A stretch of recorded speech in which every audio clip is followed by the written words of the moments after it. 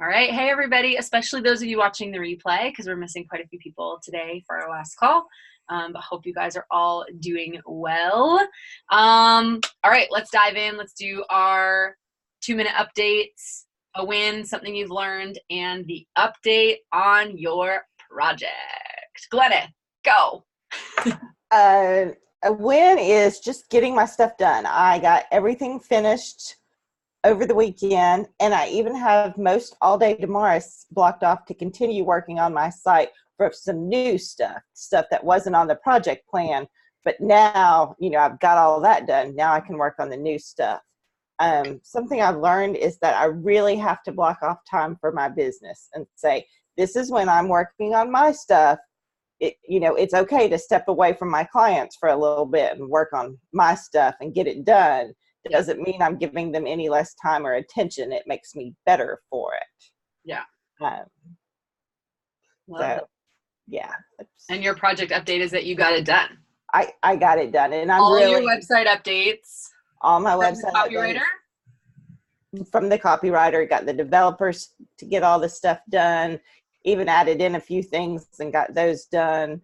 And I forget that sometimes, it really does work, because today I had sold a consult call that I had no idea she was thinking, but she was able to go to my site, find it, buy it.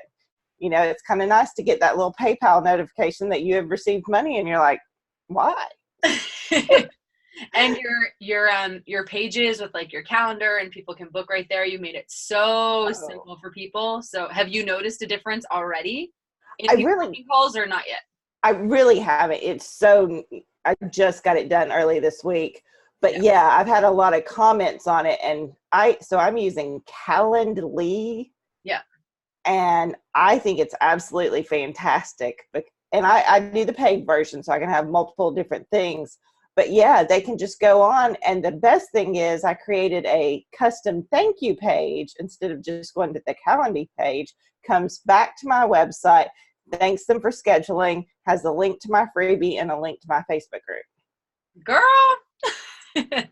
Yeah, you have like optimized your website in terms of like the experience for sure. And Lauren wasn't on and we weren't recording, but tell us about linking and getting rid of your old website.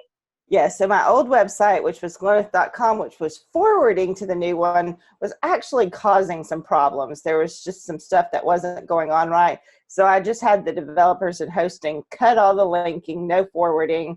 And what we're doing is just putting up a little simple splash page that says Gwyneth.com is now the visibility method, enter here.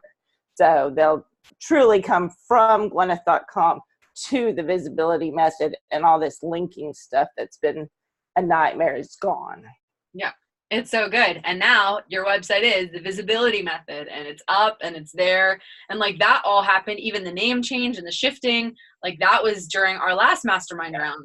Yeah, this has all been since April. I was going to say, this has all been in like 4 months. So good. So good. All right, Lauren, want to share your update with us? Yes. So update as far as like where I'm at with my work. I'm actually ahead. So the original things I wrote down, I know this is like a first for me. All the things I wrote down of all the steps I need to do on our original first meeting.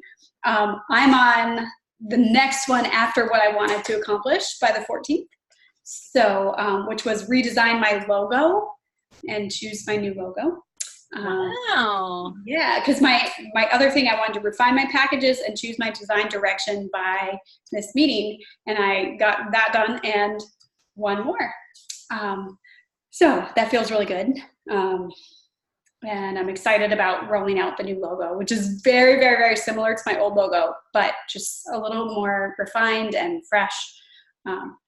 And then something I learned is that with only working 6 hours a week at this point, and only like 2 days of the work week, it's easy for me to sometimes forget where I'm at with clients. And so I need to get a little better with like tracking where I'm at and writing things down, because there's one client that I had started writing her call notes from our last call, and I thought I sent it, and then I didn't realize she was like waiting on me for the call notes, and I didn't ever send them. So that was my bad. And then, a win for the week is that same client, though, just relaunched her website. And now this is a strategy client, not a design client, because she's actually a designer.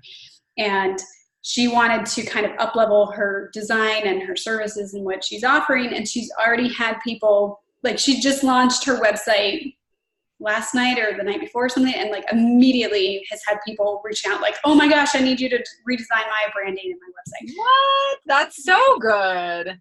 Yeah. That's amazing to see such like immediate. Yeah, which I know a lot of that's on her and not on me, but still it's like kind of a win for me to see my clients succeeding. And so that's the update. So good. So good. So for everybody watching the replay, update us on Instagram in the group. We're going to keep the group open for like another week or two for sure. So that you guys can keep sharing wins or as other things come up or whatever. For those of you that watch the replay, you can chime back in on Instagram too. And so make sure you let us know a recent win, something that you've learned, and then let us know the progress on your project. So my recent win, I have 2 VIP half days with my business coach booked next week, which I'm really excited about. One of the biggest investments I've made in my business. But I'm really excited to like dive into things and get another perspective and like make some shifts, not in terms of my content, because Modern Planner and who I am and like how I serve people is going to stay the same, but in terms of like how I offer it, just it needs some tweaking or some overhauling. I'm open to either. So I'm excited about that. Something I've learned recently and really noticed is that if I don't have space, like if I don't purposefully create some space in my day or in my week, I create it like subconsciously. So if my day or weekend is too packed, like I will subconsciously like sit and like, or stand. I don't even sit. I stand and I'll like pause and like scroll Instagram. It's like I create like 2 minutes of like silent, quiet space because like I haven't had it. So it was just, I'm not super productive. So it's just a behavior that I've noticed, especially coming off like a full weekend. It's like my introverted self needs recovery time. And if it is not built in, I make it, but I don't do it in a productive way. So I'm just like trying to pay attention to like when that happens and get a little bit more on it. So, because I've been super spontaneous this summer, but that's draining for an introvert. So it's like all the spontaneity over and over and over, which has been so great, which is actually what my newsletter is about on Sunday, is about the spontaneous. So, another win, guys, we bought a car.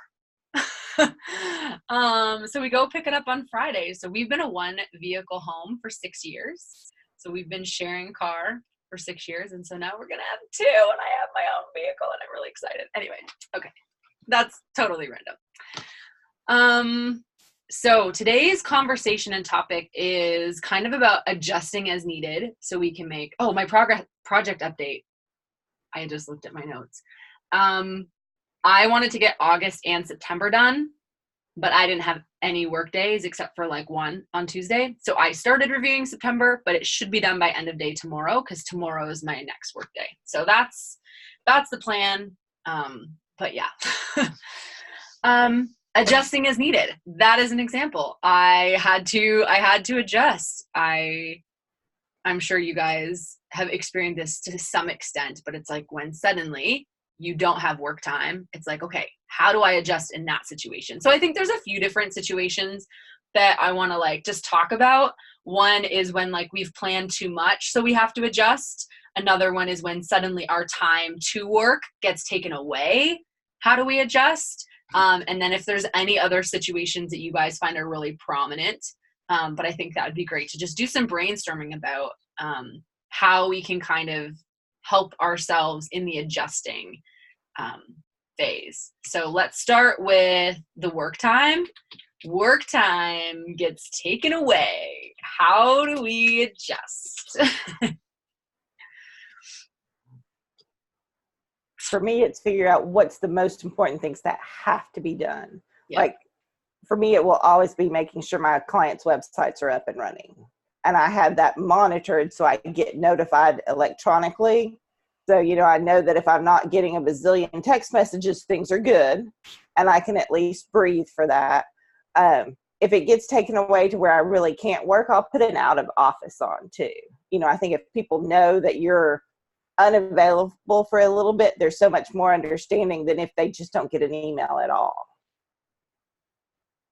I'm just typing so that we've got some notes that we can add, which is why I muted myself. But yes, I think that the email autoresponder, it's like, I just left mine for the summer because it already was pretty much like, hey, I'm a mom first and I'm only in the office a couple of days. But I probably should have just said, hey, I'm basically off all summer because it's maybe not been quite as clear, but autoresponder is a great idea. Lauren, what else have you done? So I went through this recently when I was so sick with bronchitis and was like completely shot for at least 10 days. Definitely take care of client work first, or if you can't do the client work, at least messaging them. Luckily for me, I just had a few little client things that I needed to do, and I was able to squeeze those in while lying on the couch. But then for the personal stuff for my business that I wanted to take care of, I just afterwards had to add more hours in. Like once I recovered, then, okay, normally maybe I wouldn't spend nights working on my business, but I needed to adjust and add that in later. And I think, when you're all of a sudden don't have that work time, you really see what's a priority and what's not. And you're able to create some new systems or say, why was I even doing that in the first place? And maybe just not even pick it back up when you have the time. Maybe you see what was unnecessary. I feel like that's what my summer has been like. I'm like, I've been running my group program and doing this, but like not much else. Okay, so what are all these things that I've been doing that aren't actually like helping me grow my business, and how can I find a way to like just get rid of them? Like even my Instagram feed, I'm like, man, I haven't posted on Instagram in almost 2 months now and I don't miss it. Like that's not necessarily good for like business all the time. Like I think I'd like to post at least a couple times a week so that I've got some new content, but I'm like, yeah, no, posting on Instagram's not actually a priority for me. But I only know that because I stepped back and my work time got taken away. And so I think that is a really important point, Gleneth. It really helps us become more objective about what we actually like need and want to do. So yeah, that's great. What about when we overplan and we have too high of expectations? So it's like we've put way too much on our plate, basically. How can we adjust that? I think this comes down to prioritizing again. Yeah. Because if you know you can't get everything done, you've got to pick and choose the most important things. 4D filter, that's a great one to use.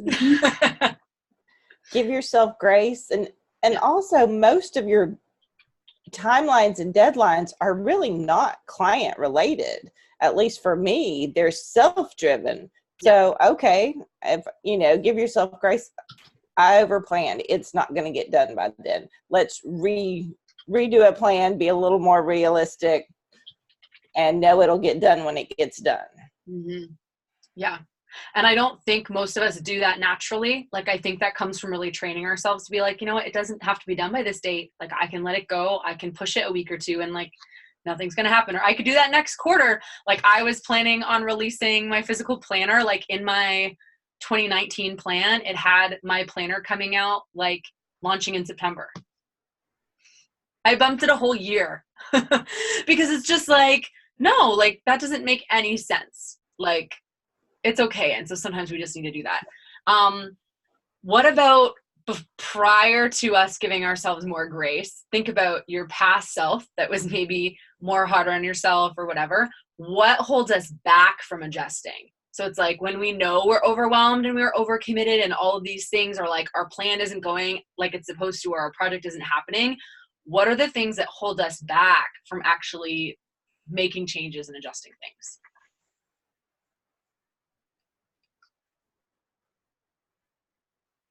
just my own expectations. Mm. And I would run myself into the ground, being tired, staying up late and working, all the time and not making nice dinners and whatnot. Yeah.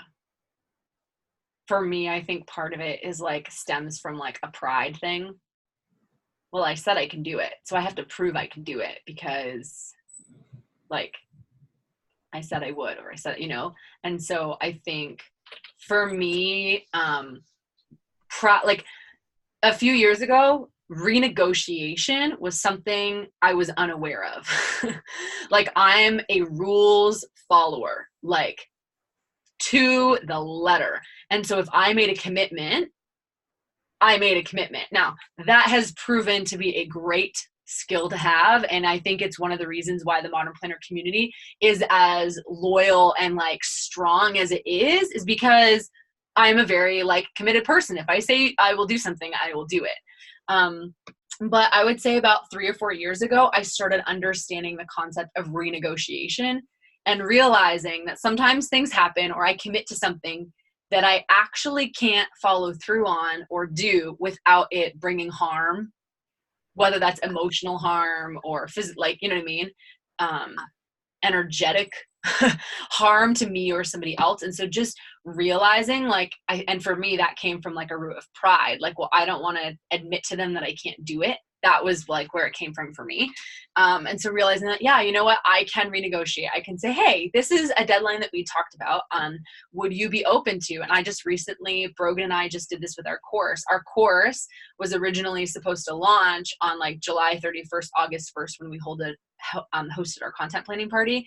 And like about 3 or 4 weeks prior, I just said, hey girl, I'm looking at this list. I'm looking at my non-existent childcare. We could probably make this happen, but I feel like we'd both be burning ourselves into the ground. What if we move this to October? We wanted to host another planning party then anyway. What if we move it and do it with our next launch? And we both were like, we don't want to, but we know it's the right decision. And it's like, there was no harm done, but I've gotten so much better and more comfortable. But I think that renegotiating and not knowing how to do that in a healthy way holds us back from adjusting. So that's one of the things that I've experienced. And also I've kind of a couple times said, because other people have said, oh, you should do XYZ. Okay, I'll do that. And I get into it and realize it's really not something I want to do. And I've put a little bit of work, but I kept procrastinating and keep feeling guilty. And then finally I'm like, wait a minute, I didn't, this wasn't really my idea. Sounds good, but it's not, something that I desire to do or get done or have the energy to do. So just let it go.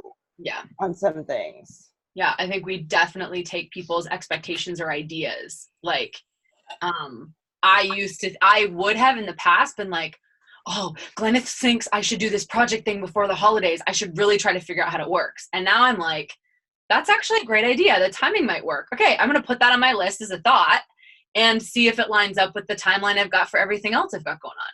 You know what I mean? Whereas before I would have felt like, oh my gosh, it's a good idea. I feel like I have to do it.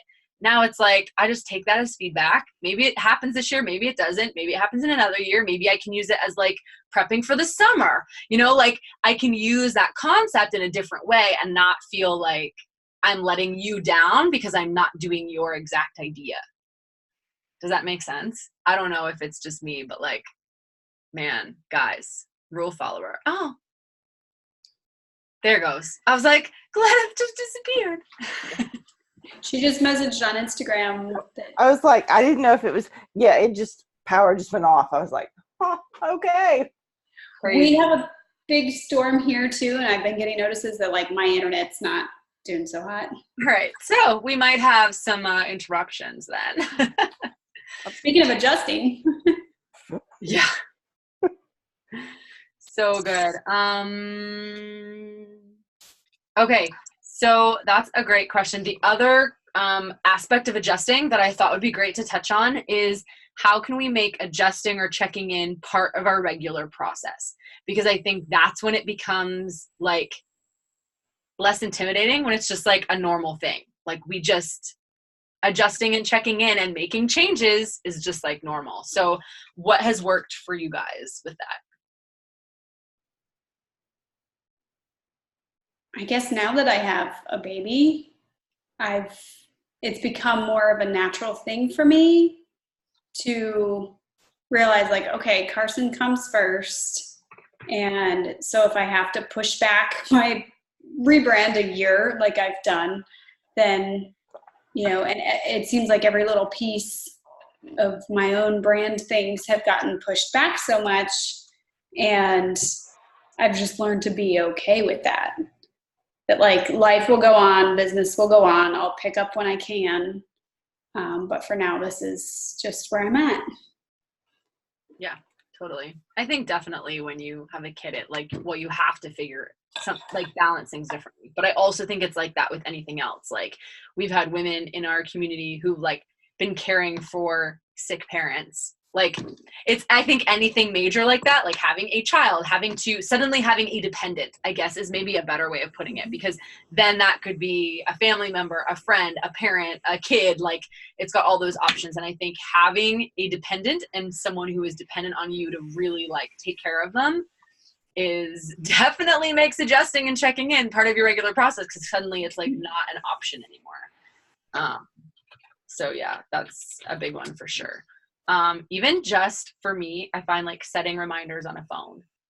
So like having cause like that could be like for a daily check-in. So I used to, when I was working more like full days, I would have my alarm would go off at 2. And I found that it was a great time of day, because it's like I'd had a big chunk of time to work, but I had enough time in my day where I could make some changes and like refocus on what was most important to get done that day. And so I just had 2 o'clock, my phone went off, and my timer was literally called daily check-in. And so I would go back to my list for the day, look at my things and go, okay, what really needs to get done today? What am I missing? And I would do that. So like that was something that worked really well for me for daily.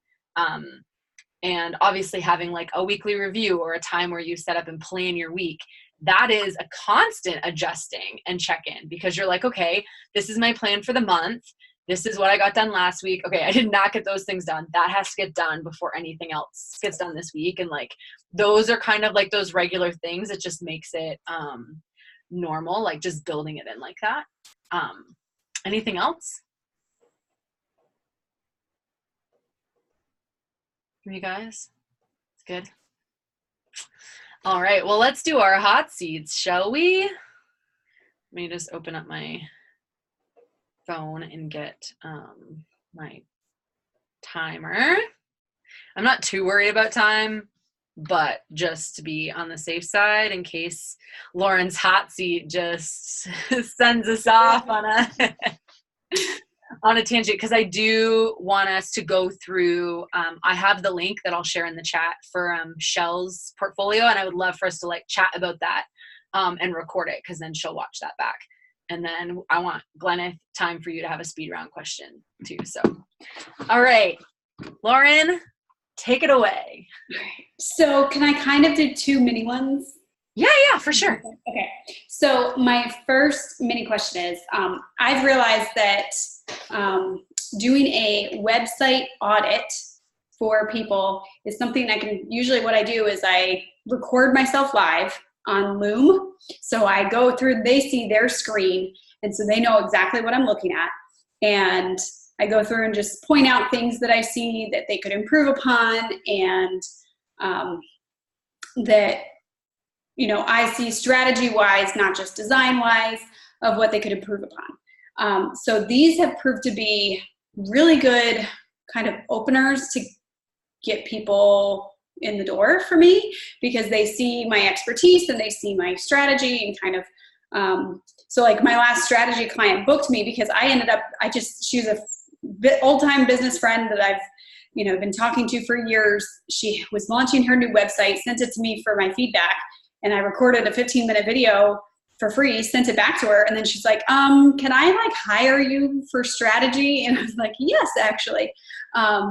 So that's how I booked her. And so I feel like these could be really beneficial for my business, and they only take, you know, maybe 15 minutes to go through someone's website. So the question is, should I make these one of my freebies that I just offer? Or, okay, Catherine, no. We are both nodding our head. If it involves your time, it is never free. Okay. Only do something free that can be set up and totally automatic and does not involve you at all. Okay. So, because you're giving your expertise right then. It needs to be worth money. Now, I love that it's only like a 15-minute thing because I think you can provide so much value. And it's like, it's so good. It's like, yes. I'm like, all of a sudden, I'm like, wait a minute. When I update my website, I'm like, I'll get Lauren to look at it design, and then I'll get Chelsea to look at my copyright. Anyway, I'm like already formulating like this big grand plan. Anyway, but so what do we think would be a good like entry point because part of it too is if it's filtering people into either brand design, which my packages start at like $2,500, or strategy, which right now, since I haven't done as much, my strategy packages start at, well, I might be dropping my just clarity call. So they started around $850 for strategy. So for someone to like, kind of pre-qualifies them a little bit if they buy this, but at the same time, I want it to be available for people who maybe they don't have the money to spend on the strategy but they still want my expertise. Mm-hmm. So it's like $50. No, more than that. And I think what you can do, since it is leading into a higher package, what you could do is say, if if they have it and then they book one of your packages, you'll take that price off. Yes. Wow. So exactly. I was going to say the same. But if they don't, then they will have paid for it. Yeah. I know I said that terribly. That could be something that people like, that should be bookable, like, and people should be able to buy that right off your site. Like that should not be book a discovery call with me. It's like, no, that's like your entry level. Like someone should just be able to buy that. And I don't know if you can set this up, but like, if you know what, I can probably only take like 8 of these a month, like, or whatever, like kind of know what your limit is. And if you're starting to book a lot of them, you might have to like put a limit on your sales, or like because I know most places you can say how many of this product's available, so you could like say 10, but then when the 10 sold out, you make sure that you just say, hey, more openings coming like next month or something. You finish all of those up, and then whenever you like, okay, I've got space again, then you open it back up. And I feel like that's a great way that you could like kind of keep it spread out. Right. Yeah, and it should be more than $50. Do you have like an hourly, like what you've kind of figured out you want your hourly worth to be? Typically for design, I charge $100 an hour. More. So, this is no different. Yeah. What were you saying, Gleneth? I couldn't hear you. I was going to say she needs to charge more than that, but I would think maybe like $75 for the 15. That's what I had in my mind when I thought about this, was $75. Okay. They don't even know it only takes you 15 minutes because you probably want to look at things, maybe make a few notes before you send it to them. You're sending an email, and it's a really nice email, and you're going to have to set up the like they book it and they get a link, and like you have to set all of that up. So it's like there is time involved outside of 15 minutes. That's true. Yeah. And if they're not willing to invest the $75 into it, they're not coming into one of your packages. Not at all. Not at all. All right. Awesome. Thank you. That was helpful. Because I'll be adding these to my website soon, so need to have that straightened out. And then my other question. Hold on. Let me find, where did I put it?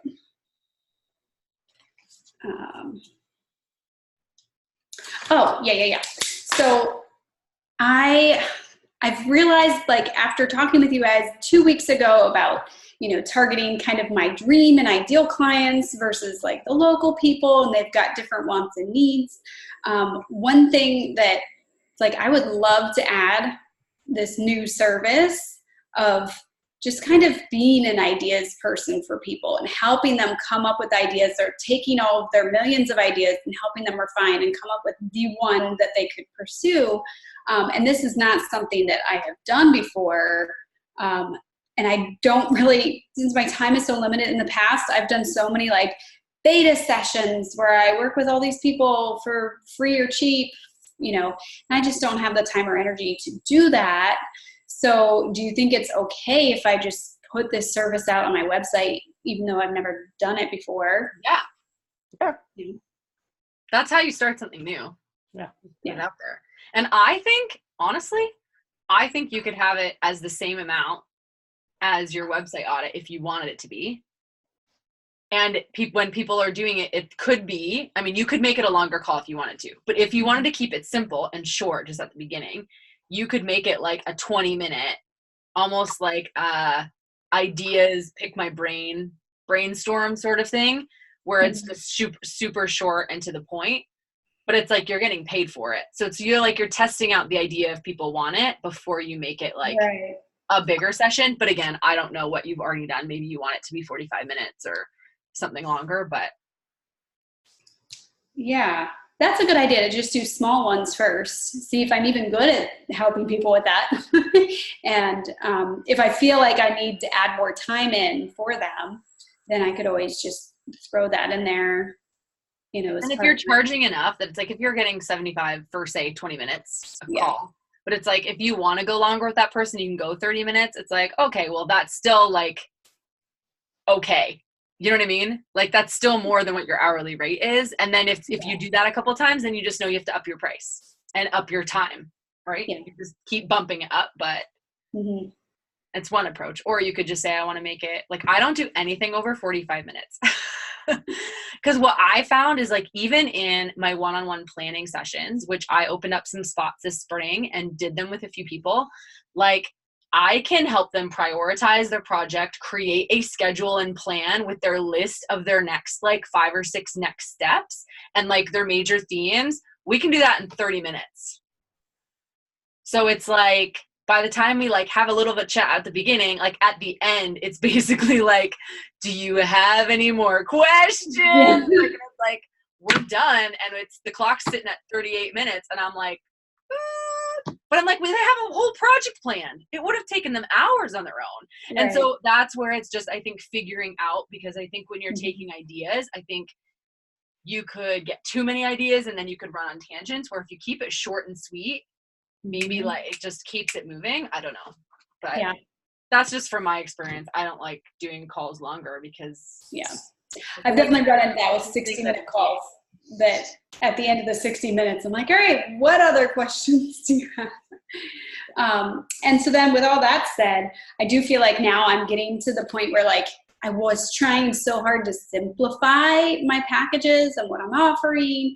And now if I'm like adding these new services on, it's kind of cluttering things up. I think though, you need to see it as like client funnels. We all see things as like a funnel, quote unquote, whether you like the word or not, as like people come in, they find you on Instagram, they sign up for something, they're on their email, they get this free thing, maybe they buy like alert. Like I think you need to see it as like someone will do this design audit or this ideas call, and those are leading into either a design package or a strategy call. Like they're still leading one or two ways, and that's what you're trying to move people into. So I think as long as you see it as it's like you've got two routes, you've got strategy or you've got design, and you've really got one big high-end package. These are just a couple smaller ways for you to kind of filter people through. Because someone you might do the feedback for, they don't do anything about it, or it doesn't go well or whatever. So you're like, yeah, I don't actually want to work with them. Like the decision can go both ways. So I think as long as you see it's like, these are just a couple little mini services to help you build confidence in the larger ones. Well, you don't need any confidence in your design, but I think just see them as ways of getting people into those other ones and not see it as a complicated thing. Yeah, I think that's good. Thank you. So we're probably ending with a little extra time, but I'm good. Yeah, that was great. Okay, I'm going to start our timer for Shell. Let me grab this link from my notes right here. Okay, so this is her portfolio. I just put that in the chat. So if you guys want to open it up.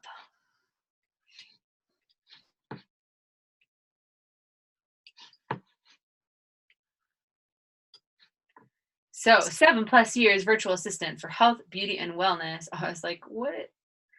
What do you need help with? Facebook ads, social media, email support. And then she goes through, this looks so different on a desktop than it did on my phone. I just noticed that too. So that's a note, Shell. Look at how you're building it, because there seems to be a lot of like extra space on a desktop that I didn't notice on my phone. Like bigger gaps. So Facebook ad support, create campaigns, ad sets, ad posts. Let's just all kind of go through it. And then if you notice something, just like say it out loud. Does that sound good? Well, I will say while the desktop and mobile are different, the mobile's not mobile friendly because it's so small. To read any of it or see any of it, You you're have going to scroll out. So that's really something to think about, especially with more and more people doing stuff on mobile. But then on the desktop, my biggest thing was, and I love the opening with your picture and what you say, but that's all you see. That's the only thing above the fold is your picture and your name. And I think it needs to be some additional information. There needs to be some text, and, you know, maybe you do your name and stuff to the side, and then you put kind of your areas beside it. Make it a little smaller and up to one of the corners. And then that banner that has what do you need help with, those 3 things, that should be like right underneath of it. Yeah. So that there's no space, so that people see your name and boom, all of that other stuff. Yeah. And if you want to follow the story brand framework, which is what I like to use with my clients, you want to show what you do, which would be those 3 bullet things, and then how you make your clients' lives better. And so that can either be, bullets or 1 sentence, and something that speaks to kind of their like emotional or, how does it make their lives better? Do you save them time? Do you save them money? Do you, take away the stress? What is it that benefits the client by hiring you specifically? And I would say under the social media marketing, where you say you follow the Gary V method, well, I do love me some Gary V sometimes. He is kind of, some people, he's a love-hate with some people, but some people may not know that method. They may not need anything. So I'm not sure you need to have it there, or you just tell them how you are going to help them. You know, what do you do to help them? Not saying what somebody else has set out. Yeah. Because I feel like what you say, repurpose videos, podcast episodes, or articles and make them into engaging bite-sized social media clips for various platforms. That's self-explanatory. I think you can just take the Gary V method out, because when I think Gary V and social method, I think of like his 10-cent thing. Like that's what I thought of, which is totally different, which is his like, go find this many hashtags that you follow and find this people and go look at posts and like this many people a day. And like, I'm like, what? Somebody else will do that for me, but that's not at all what you're talking about. So I would just take that out, because I think Gary V does so many different things that could be really complicated.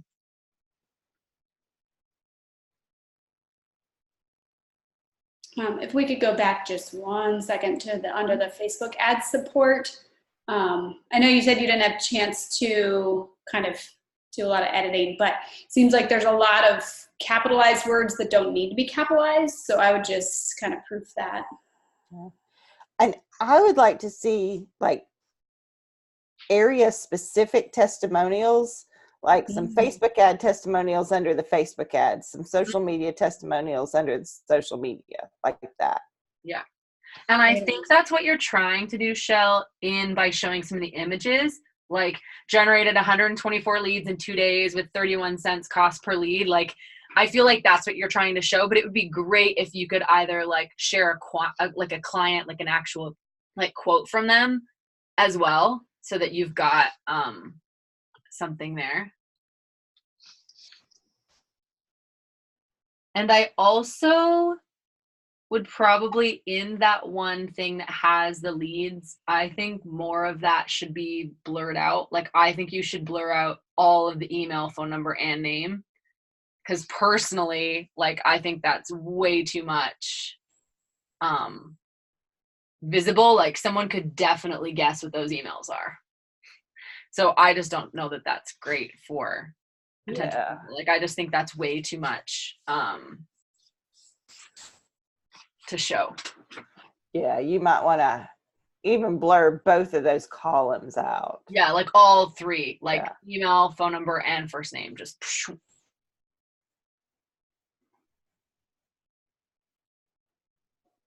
I have to say though, I really do like with social media marketing and content creation, like that you talk so well like about what you do, because not everyone says they'll take these episodes or articles or like watch existing videos and like turn things into quotes or social media posts. Like that's not something I see a lot, but it's something that like most people want. So I just think you've been really good about like detailing out how you do that. And I think that's great. And again, in that section, only in the last line is there too many like all caps. So basic video editing skills like add lowercase, remove lowercase, add lowercase, add lowercase. Like that can all be lowercase as well. Yeah. And you just need to get rid of the gaps. Like there's just too much space between your sections. They're probably each individual pages in Canva. And that's why. And I would say on the how can I help you, contact me, I would actually put your email before your IG and Facebook, because I think that's ultimately what you want people to do is contact you about working with them. And I think I would put the email and highlight it and even say, email me at such and such so we can discuss your project and how I can help you. And then just have those links to your IG and Facebook as well. But it seems like you really want people to email you.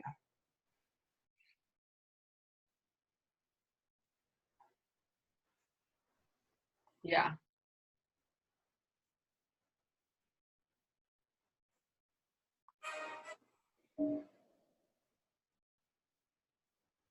And you've got lots of great testimonials. So I just think spreading them out, especially so that you don't lose any, because quite a few of them are like cut off somewhere.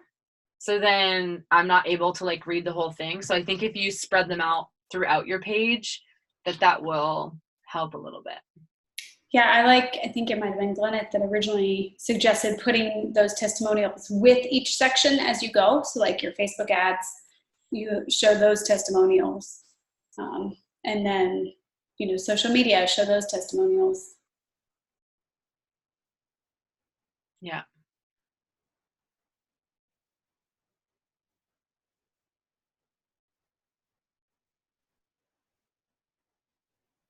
Yeah, I would definitely put the email, and I think that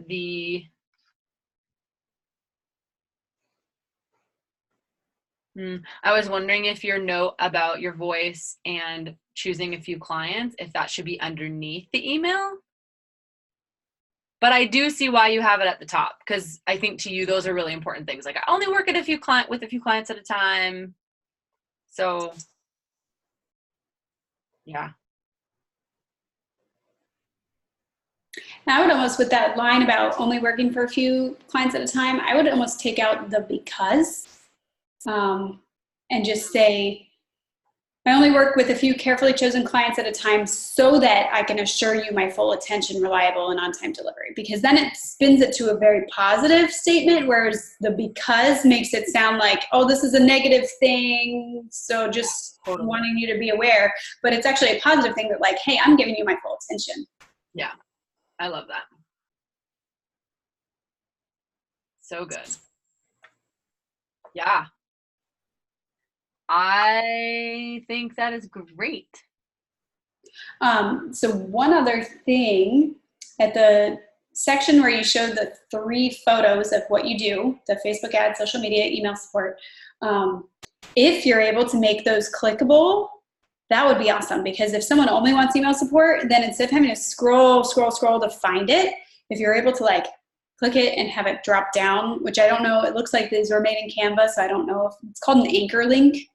So you can check into that to see if they have an anchor link that will let you link to that section. It's a great idea. I sort of think they do, because you can do ebooks in Canva.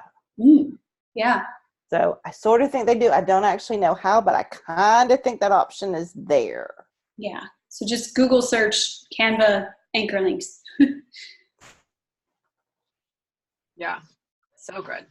Well, Shell, hopefully that's helpful for you. And for anyone else watching the replay, if you've got other feedback on that, she linked to this in our Instagram thing. So you can go ahead, click there. And then if you've got any other feedback. All right. Speed round. Gleneth, do you got a speed round for us? I do have a really quick speed round. So Perfect. as you know, I've gotten the website, and I'll just go ahead and share it because it'll just be easier. Where's my Chrome? So, I've got the website set up now, got the Work With Me, SEO services, that. Now, here's the kicker. I'm getting ready to launch a new package that's called an SEO roadmap, and there's actually going to be multiple levels. And I have a lot that I want to put on the page. So essentially now I need another SEO page. So I'm thinking about renaming this to additional SEO services and making that kind of my main SEO roadmap. Both of them will be under here so you can see them in the menu, and then I'll link, on either one, cross-link it so you can see, oh, here's my additional, or here's the SEO roadmap. So which one do you want people to book more of? The roadmap.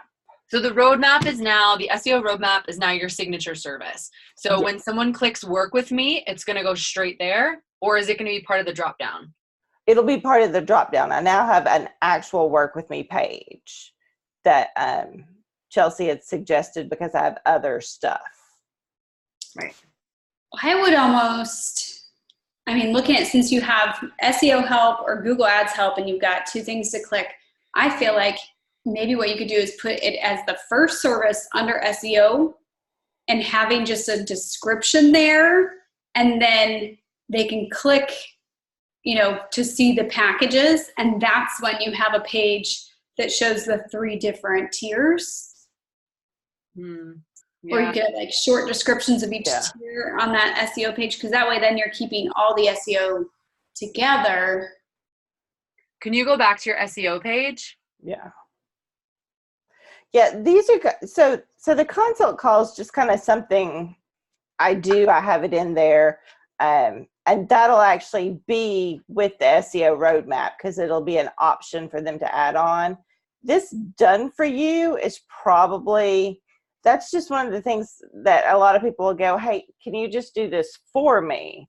I don't know that I actually even need it on the site now. And then of course I just have the custom. Yeah. I would make your roadmap the very first service, like what Lauren was saying.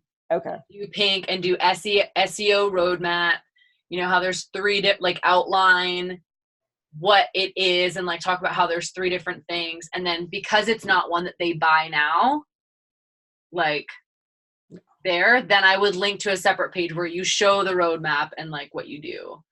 Okay. Or you could reverse that, where they go to SEO services and they go straight to the page that has all the roadmap stuff. And at the bottom of that, you list, if you're interested in having an SEO consult call, and then you could link to those other services at the bottom of that to go to this page. I just think it depends on like what you want people to see first. And like what you want to become the most important thing, which I think is the SEO roadmap.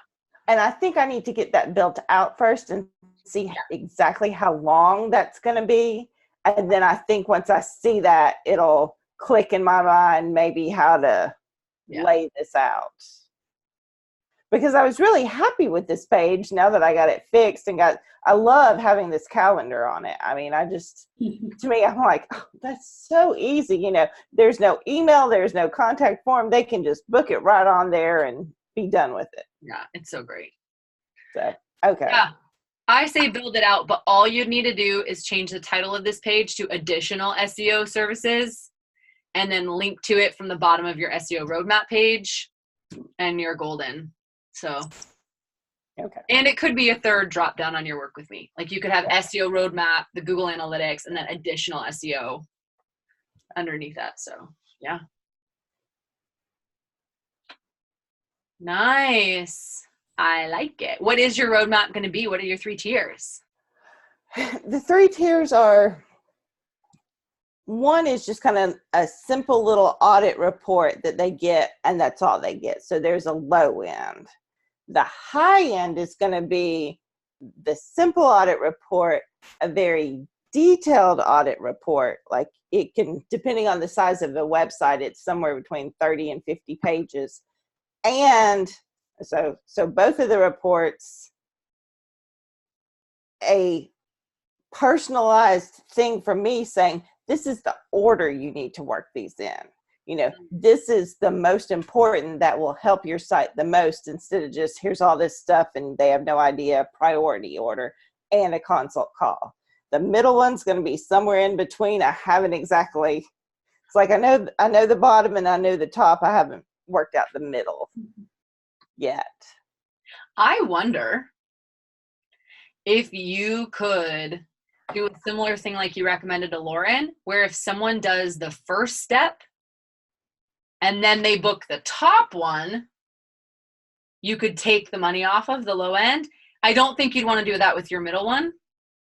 Yeah. Well, they're going to be, so it's going to be the same thing. Yeah. Yeah. Like if they booked, yeah, if they booked the first one and then I guess decided they wanted more, I would just take the money off. Yeah. And I think like putting that and listing that on your page would be good. Because for someone like me, like I could see SEO and I could be like, oh, okay, yeah, that makes sense. Yeah, you know what? Nope, can't do from that basic thing. Can't do it on my own. Better take the next step. And also think about, I guess, why you want to have the 3 steps is because when there's 3 options, people tend to choose the middle one. Yeah. Yeah. But I think most of the time, that's when they see it visually as 3 things. What about if, sorry to interrupt, if you had your current 2 as the first 2, and then your third tier that's actually your bigger tier being like all of that plus some of your other SEO services. Oh, that's a good idea. Yeah, if people typically pick the middle package, why not have them pick your better SEO roadmap as like the middle package that you want to technically be your high package? But then, yeah, if they want all that plus done for you SEO or custom, you know, something, then that's packaged together as your highest tier. I originally was just going to have 2 tiers, and a friend of mine was like, oh, you should have 3. And this is where, of course, I'm extremely influenced by people. And just, oh, yeah. And I'm like, yeah, okay, I sort of get that. But yeah, I think it's my plan tomorrow to sit down and really start writing it out and figuring out exactly what I'm going to do. And maybe I start with 2 and then add 1. Yeah. Yeah. You know, I just think like whatever it is that you actually think you want to do and that will help people the most, that should be your middle one. Right. I think is kind of what Lauren's getting at. Like what the package that you want to do the most that's really going to help people, make that your middle. Figure out what your low end is, which can be like not much, and then create an extravagant over the top that someone with a lot of money that wants to just drop it and solve this problem would pay, but make it significantly higher so that people lean towards, because that's why the 3 packages works when you price it in a way that it's like low, pretty high, but like still reasonable. And then this one you like make it up and it's like, oh, well, for this is like such a good price. And like, it's way, anyway. Yeah. Okay. I like it. Yeah, that's so good. And one thing to do too is as you work with clients with this roadmap, get their feedback as they go and see, you know, is there anything missing that they wish they had, or is there anything that was too much? And then maybe that could help you reconfigure your packages according to the feedback. Totally. Oh, I will do it. I'm excited about it. Yay. Well, that's great. You just got a hot seat, girl. That was perfect. All right. Well, our time is up. So thank you guys so much. I have really enjoyed trying out this new format this summer with you guys, focusing on a specific project. So thanks for coming along on the ride with me and trying something new. If you have thoughts or ideas or feedback, I would love to hear it. So when I send out the replay email, by tonight, probably, if not tomorrow, within the next 24 hours, I will just I'm not going to create a form because I think it's just better to get your thoughts in like just a sentence or whatever.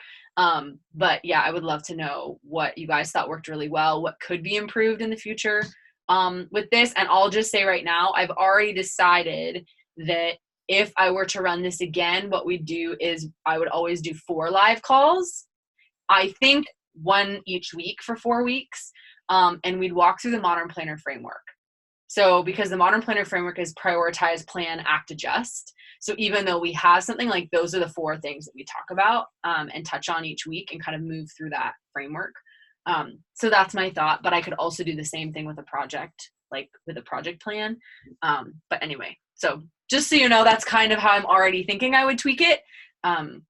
But yeah, thanks for joining us. Lauren, you've got something? Yes, I was just going to add to that.